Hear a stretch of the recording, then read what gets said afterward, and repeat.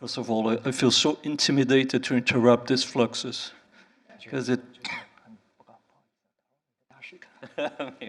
it was by far the most. I have nothing more to say, actually. It was by far the most extraordinary masterclass I've ever heard. So, but so is the film. So you're up for, I think, an extraordinary experience in a few moments.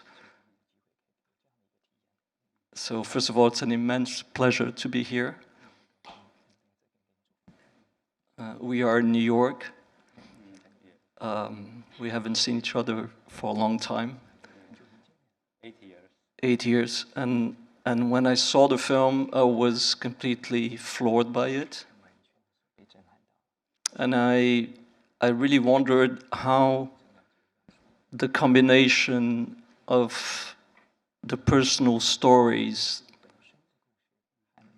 grounded in Zhao Tao's characters and the collective stories could hold together.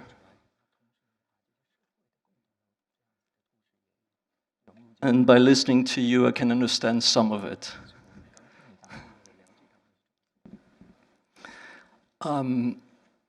We have a friend, Jean-Michel Frodon, who's a film critic in France. We call him French Lai Lai. And he said it's the first time in cinema where what is of a documentary nature and what is of a dramatic nature is conjugated, is articulated in that manner. At some point of the process, did you almost give up or not?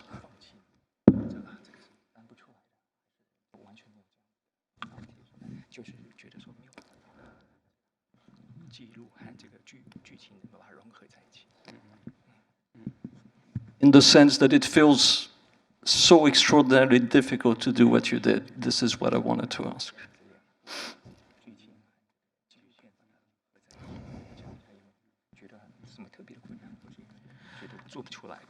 对，我觉得一开始剪辑的时候，因为还是一个就是原来我自己的一个剪辑习惯就是这个沿着人物他们的这个情感和故事的发展来带出带出他们生活的周围的环境，还有社会的情况。但是剪了一段时间之后，我突然觉得不应该这样剪，因为实际上当我去重新审视这些这么多年拍的东西的时候，我觉得就我刚才讲到的，我觉得试图去用一个传统的方法结构这部影片，它好像是一个跟这个电影的拍摄很不吻合的一种方法，因为是这个电影拍摄它本身就是在拍摄之初就是想在一个自由自在的漫无目的的拍摄之后寻找他们的关联，而这个关联既然是这样的，为什么我们要把它剪的关联性那么紧密呢？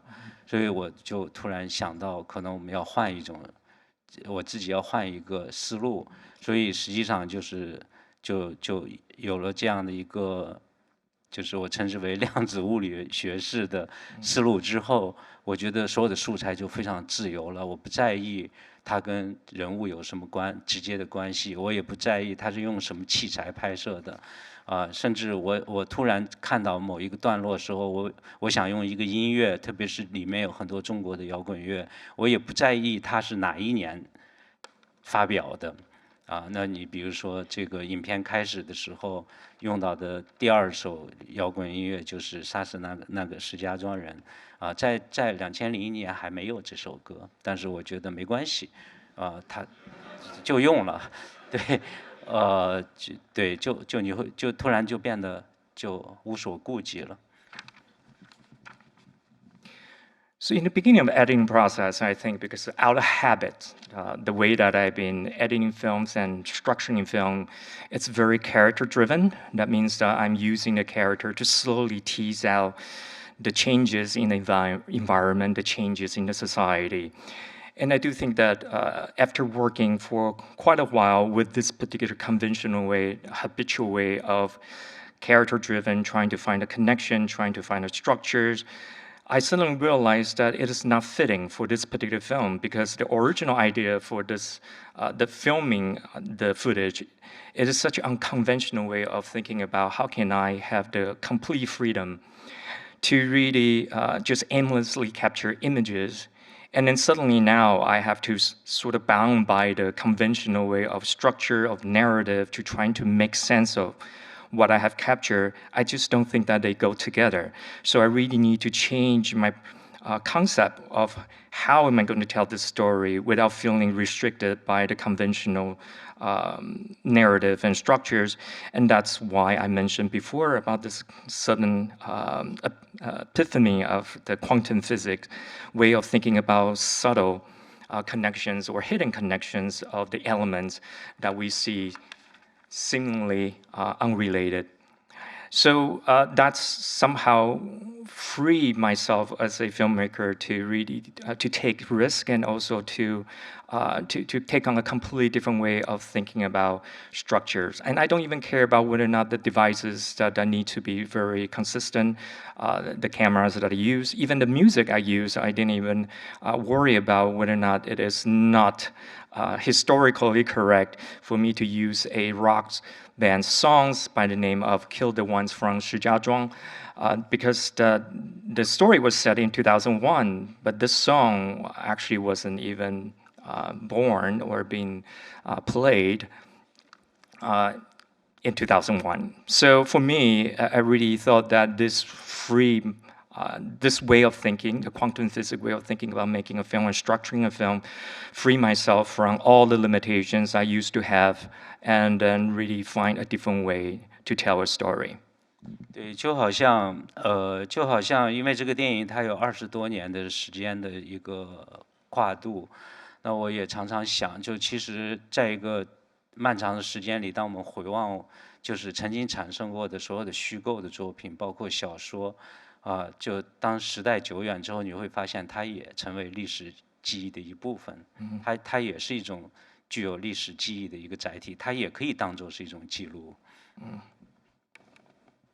So since this is such a long span for more than 20 years, and then when you look back on a lot of things with this particular perspective in terms of duration, in terms of length and time, even for fictional stories such as novels or films, for that matters, somehow they can still become part of our historical memories.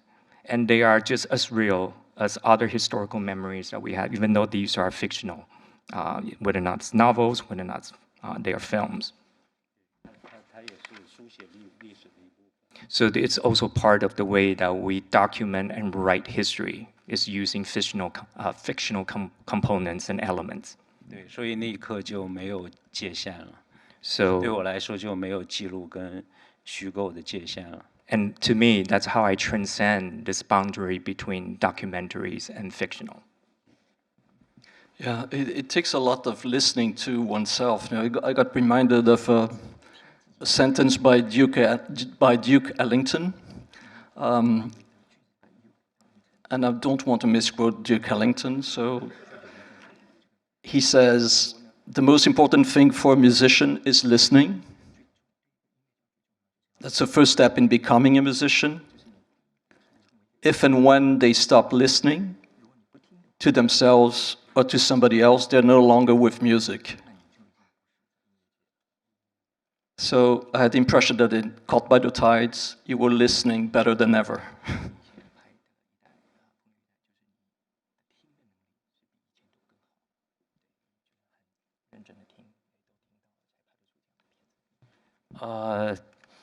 对，可能就是这个电影里面的赵涛没有讲话，那确实我是希望大家能别听那么多话了，就听听他周围有什么声音，就是其实我们有五官嘛，有5种感官，我觉得关掉一两种，好像其他会变得更敏感一些。当你关掉耳朵，关掉你以轨声音是听主角台词的时候，可能他周围世界的那些声音，特别是这个特别是甚至包括视觉，它会变得更敏感。就我希望我们自己用耳朵、用眼睛去看，就是这个世界。也就没有必要说太多了，让赵涛。So in this film, Zhao Tao, the main characters actually didn't say a word, wordless and dialogueless, and in such a way that I think it's by design. My intention is to really understand that they're more than just the dialogues of what people say. There are a lot of sounds that we somehow ignore or somehow neglected in the past, such as location sounds, the ambient sounds. And we have 5 senses, and sometimes I do think that if you turn off 1 or 2 of them, you will have heightened senses to really listen, not just using your ears or your eyes, and you can actually listen to the context, listen to what's going on in the background. And that is also the way that you can listen to the world through images. And that's the reason why that I decided not to create the characters that have any dialogues or say anything in a film, because there's so much to listen to other than dialogues. 其实我也觉得，在众多的历史记忆里面，声音的记忆是丢失的最多的。那比如说，我们现在要是，比如在中国，我们要说唐代是什么样子的，那我们比如说李白诗里面写的山跟水、河流、黄河、山峡都在，唐代的建筑也还有包括像我们山西就有2座唐代的庙还存在。那我们有很多的绘画、绘本留下了唐代的这样的一个形象，但是声音是没有的。就唐代的声音是什么，我们甚至没法想象。那我觉得可能在我看这些素材的时候，其实我很震惊的，除了视觉上的那种时代的变化之外，最震惊的是我其实丢了很多关于声音的回忆。看这些素材的时候，它唤起了我回忆。我在看素材的时候，有一场是这个，有很多人在电话亭回电话用的那个 BP 机，就是它就是以前传送信息一种方法。这个信息到达的时候用文字传输的，信息到达的时候它会丢丢会响，我吃了一惊，我都忘了有这个通讯设备，也忘了这种声音。我这次的剪辑师是一个2003年出生的年轻人，他第一次剪长片，然后他根本没听过这种声音。他让我觉得真的就是记忆这一块是在视听里面，从历史的角度丢失最多的。就声音是。When you talk about memories, I do think that historically speaking, or thinking back through time, I find that sound is something that we forget the easiest. And for example, during Tang dynasties, we still, if you think about the poet Li Bai, and at that time, what kind of landscape in terms of mountains and waters and rivers, and the yellow rivers that at the time, or even the architectures or the temples that we have still in Shanxi was built in the Tang Dynasty. And there are also paintings being left behind to really capture what happened during that time visually in Tang Dynasty. But if you really ask yourself, do you know what it sounded like in Tang Dynasty? We probably have no idea of what that will sound like, and also we have no ability to even imagine it. So I think that is the epiphany I also got during the process of editing these films, that when I revisit the footage that I captured, there are certain things that I can still recall or remember visually, but a lot of sound, the soundscape, somehow I found it very, very unfamiliar, and sometimes also very shocking to realize that this used to be how it sounded like in the past. For example, the first time I revisited the footage and suddenly saw and heard the beeping sounds of the BB calls, which is the device that will send you messages and then when you receive someone's the text message of the day. And then for me, it shocked me to, after so many years, heard that noise again, and suddenly realized I have forgotten that this is how it used to sound like. The collaborator, the editor, he was very young. He was born in 2003. He had never heard of this particular sound before because it's not part of his final reference. This is the first feature length film that he worked on. So for me, I do think that that's part of the kind of visual audio memories that I'm trying to capture, but at the same time, I also think that the audio part is something that is easily forgotten, and especially that it's more important to capture.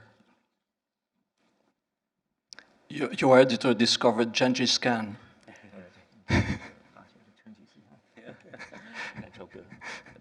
对这个成吉思汗这首歌是在我的第2部影片《站台》里面，那时候年轻人就用过。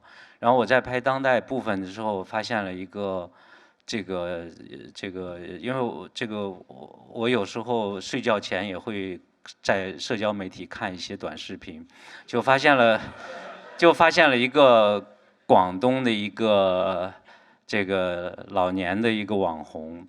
这个他在唱这个成吉思汗，我特别喜欢他，因为他唱的歌都是我站台时候，就是80年代我爱听那些歌，然后我就突然觉得，可能站台里的人老了就是他吧，就又用了成吉思汗，也请他来演了这个当代的部分。So the song Genghis Khan is something that I already use in my second feature film platform. And the reason why I think that I want to revisit it and use that for the contemporary part of this particular film is because I also have the habit of watching TikTok clips, and one of the TikTok clips is actually from this particular influencer from the Guangdong province, and then he will be singing a lot of songs, including Genghis Khan for the TikTok clips. And I really enjoy his performance, so much so that I actually invited him to be in this particular film, singing those songs that to me, it's bringing back so much memories in the 80s, and those are the songs that I heard at the time. And I imagine in my head that he is probably one of those characters in platform. And now, in present times, and I'm actually bringing this character back into my new film called By the Tide. You talked about memory. You've been registering memory since Xiao Wu, Pickpocket, your first film, where the word that comes more frequently perhaps on the screen is construction. Meaning that you're registering the demolition and you're registering something that will stay for us, which is the reflection of a specific time that we lived in. So do you think that for you, memory is not only what we call the muscle of imagination, but also of resistance?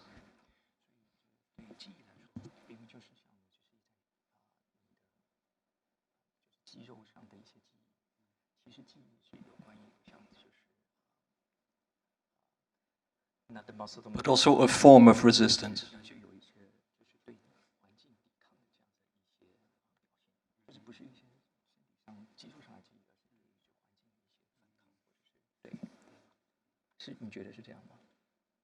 Yeah. Yes. 对，其实可能我有这种失忆焦虑症，这个第一部影片就当时拍的时候，因为整个县城要拆掉，我觉得这些县城要拆掉之后，可能我自己也找不到我自己的记忆了。就那时候27岁，就很一种紧张，内心的紧张，觉得好像我曾经拥有过的记忆的载体要荡然无存了。那可能也跟电影这个职业有关，因为我从事电影工作，所以它也某种程度上提醒我，电影它确实就是一个记忆的方法，它是对抗记忆的一个方法，所以它既是个人的，作为一个个人对自己记忆丢失的一种紧张，同时可能也是一种职业的习惯，因为我们从事这个工作本身就是说。它有很多属性了，你也可以说你在表达自我，也可以说你在做一个面向大众的电影啊，或者做一个类型电影。不管是什么样的电影，它背后都有一个特质，就是它是一个记忆的方法。So for me, I have this very, very severe phobia of not remembering things or losing memory. And that is something that I carry myself, starting with the filmmaking at the age of 27, the anxiety that I feel knowing that the city walls or the buildings will be demolished, the physical entity and the vehicles that carry all my childhood memory will suddenly disappear. And that really prompted me and compelled me to think about what can I do to resist this. And one of the many ways I landed on is to use film as a way to resist the losing of memories and losing of things that we carry all our memories in the past. And that's I think the act of resistance of trying to capture that so that we don't forget, that we still remember, is very much at the core of what I do. I do think that there are many different ways that people make films and many different reasons that people make films, including that they want to express themselves, they want to be with the public, to really engage with the audience. Some of them will make genre films because of the fun of it. But for me, it's really about this idea of knowing that films can be a way to capture and to retain and to record our memories so that when we look back, there's something there for us to go back to. 我是在我北京的办公室的放映厅看了沃特导演的《我仍在此》，我看完之后就陷入很长的一个这个情绪里面，一种很愉悦的又很伤感的情绪。因为那个电影里面，他从1970年代拍起，一直拍到2014啊，应该是。然后这么长的时间里面，其实他的人物就是经历了一个丈夫突然的一个变故，突然就是被抓，这个失去了这个家庭。里面的女主角她一直在看照片。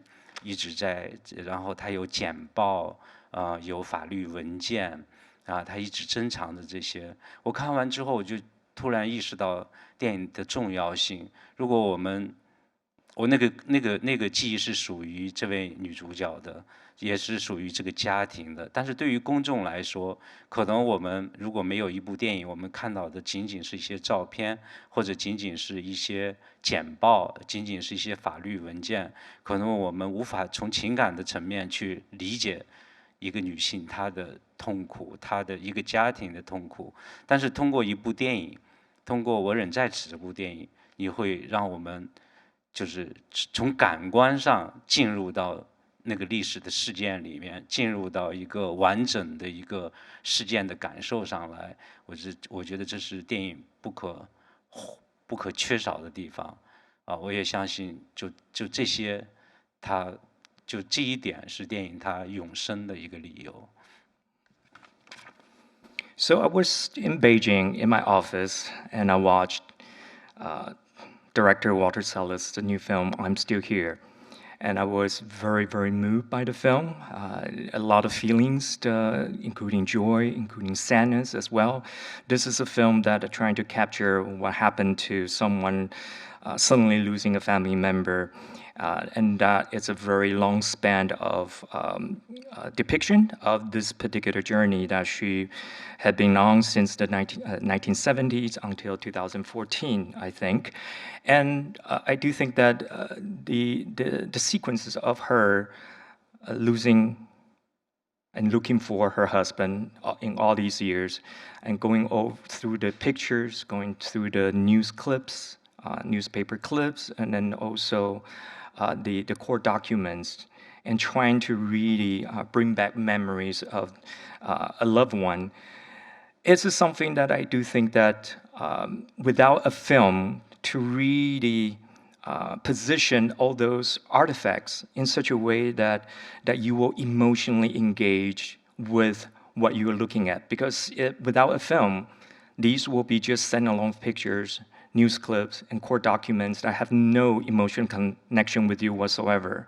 But because of the existence of film, in this case, I'm Still Here, suddenly you've been brought back and transported back to the journeys through empathy, through these emotional connections, while the character is going through the pictures and news clips and court document, you know exactly how it feels like to be someone in that particular social context, going through those artifacts.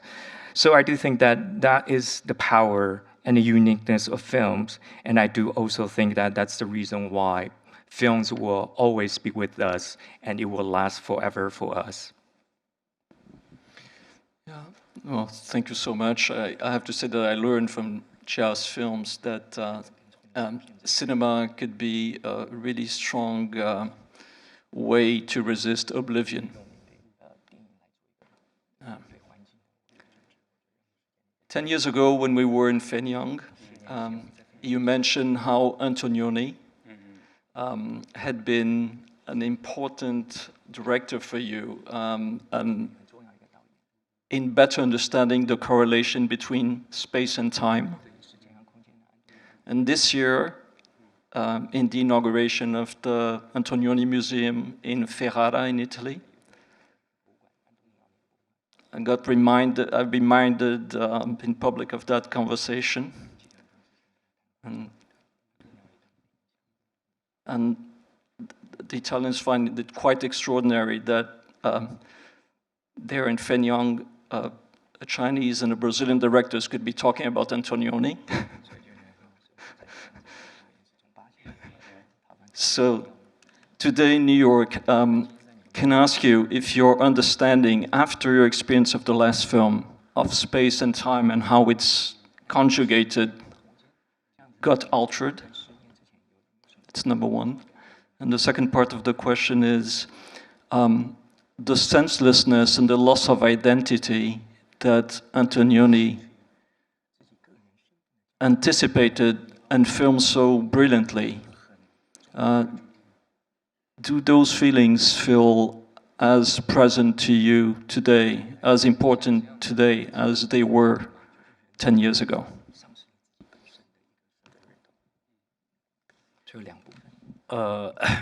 我觉得就是到江湖人，不是江湖，这风流一代片名都有点像啊，不好意思。到风流一代的时候，那个对我，因为我看这么多的素材，然后它是一个很漫长的剪辑过程，对我突然觉得从时间的角度，我觉得人的这样的一个就是记忆的时刻，虽然我们要度过很漫长的这个时间，但是我们记忆的时刻，首先它一定是碎片式的，就是我个人在回忆的时候，很少有线性的回忆。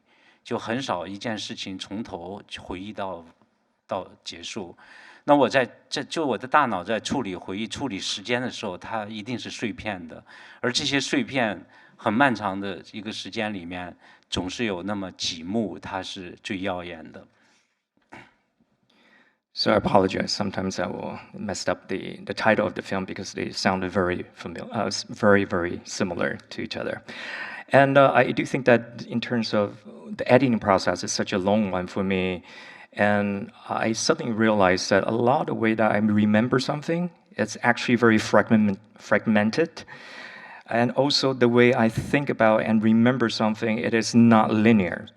So for me, this type of fragmented, non-linear way of thinking about memories somehow reflect to the process of editing, and there are certain moments that, in terms of the footage, that actually really resonate with me.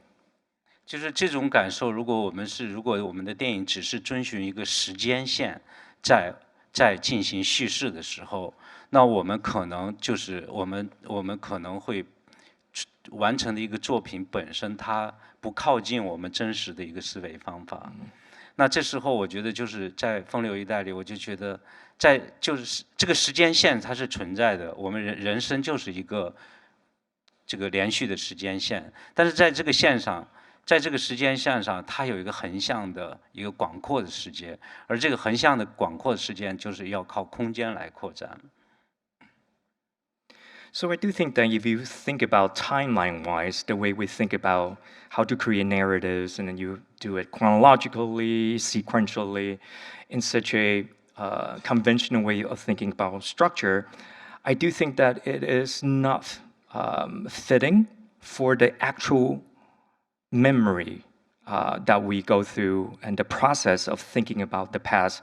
It is not as linear as the way that we structure our story with that very strict sequence of chronological and sequential. So I do think that in terms of continuity, in terms of this type of linear way of thinking about timeline, need to be rethought. And not only that, the way we think about time, we need to, you are processing it vertically to think about timeline in terms of sequence. But at the same time, in order for you to really mimic the way that you think about the past, how memory actually worked, you need to incorporate the spatial component, because then it will stretch you horizontally to really expand your understanding of memory richer than just vertically only thinking about time in the chronological and sequential way. 那就是在我就是前面很多电影里面，确实身份的焦虑是一个突出的一个主题。比如在第一部影片《小五》里面，他的身份就是在这样一个巨变里面，一个小偷的身份，他怎么在一个变革的社会里存在啊？但与之相应的就是他的朋友用经商来改变了自己的身份。那小偷的身份这个要伴随他的一生啊，在人物有这样的一个焦虑。那么到了站台的时候，是从就是计划经济的体制内的国有的歌舞团到一个私人的歌舞团的这样的一个身份转变。那么到江湖儿女的时候是这个女性从她是一个江湖黑社会外围的一个女性，到一个她成为一个真正的江湖世界的女性，这样一个身份转变。但是到了风流一代时候，我在设置这个人物时候，我发现就是你没得设置，因为仿佛间就是已经把他拍成了一个身份不明的人，他是做啥的也说不清楚，一会儿跳舞，一会儿这个。但是我觉得似乎我一直对身份不明的人是比较感兴趣的，因为在我们的社会里面，身份明确的人，有一个社会身份的人，他基本上都是按照一个固有的生活的一个线索或者生活的一个规范在生活。我喜欢规则之外的人，所以我喜欢巧巧是一个身份不明的人，因为他一直在过自己的生活。他不是一个，他既在社会里，他又不是一个社会中的人，他没有社会身份，他就一个女人。So in terms of this anxiety of losing your identity or somehow that you feel lost in terms of who you are as a person in the world, I think that you can see that in the film Pickpocket, Zhao Wu. And so he's an identity as a pickpocket, as a thief, that pretty much defined him. And how are you going to negotiate that particular identity when the society around you is changing so dramatically? You will be seeing his friends doing business and somehow change the social status as a result. For him, he will be a thief and a pickpocket for life. For the platform, my second feature film, that you do see that this particular traveling troops going through the eras from the planned economy to the market economy and how they're going to find themselves and define who they are amidst this type of transformations of the society. And then going into the Ashes Purest White, you see the Zhao Tao's characters going from as a peripheral figures within the underworld, and at the end suddenly become at the very much at the core of that particular underworld. You see the identity transform right in front of our eyes for that particular film. And for the design of this particular film, Caught by the Tide, the character Zhao Tao is playing is very ambiguous. We don't really know who she is. And I actually particularly, I know you don't know whether or not she's a dancer, she's a hustler, and you don't know for sure.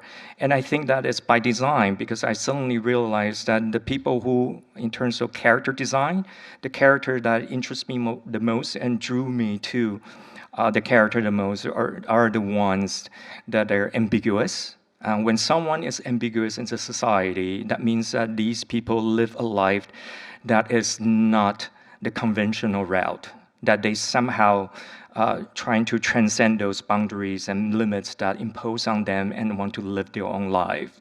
And in this case, the Cao Cao's character for Caught by the Tide is exactly such a character, that she is part of the society, but at the same time, you don't quite know where she stands in this particular society. For me, she is just a strong female character that is intentionally ambiguous.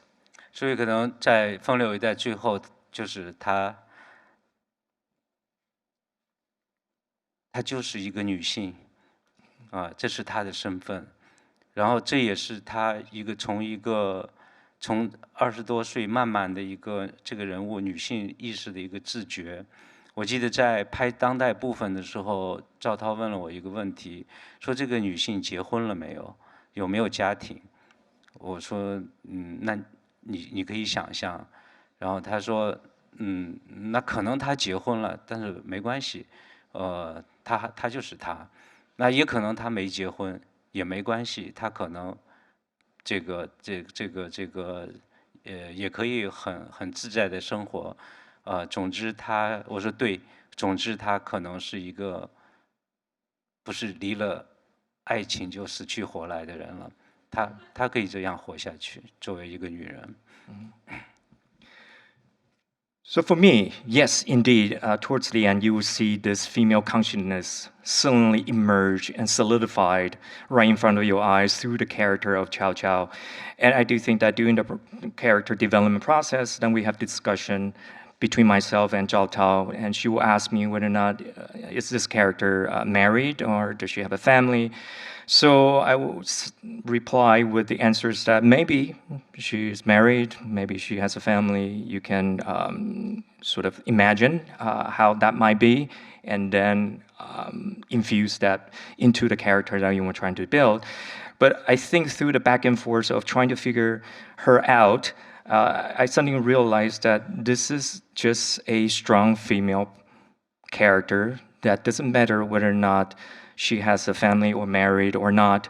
This is a character that at the end suddenly realized that she will be just fine by herself, be herself, and she will not somehow feel as if that she cannot live without love, without family, without marriage.